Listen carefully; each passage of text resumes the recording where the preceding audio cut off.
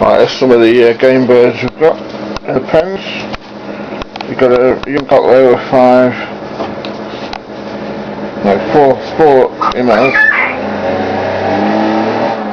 And you've got the, what's these big ones called? Crate at the end? Koshamos. The little ones are called koshamo. Then we've got some quails over there. What's your back? I don't know if you can see them. They're quite wide, mate. Oh, down there, look. Dogs watching them. Fascinated with them. The quails, and we've got some baby chicks in that box up there. You can't actually see them on here. So there you go.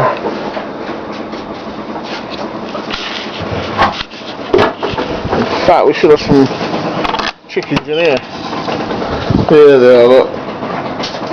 Smelly like it. Are there any eggs, girls? Okay, thanks for watching.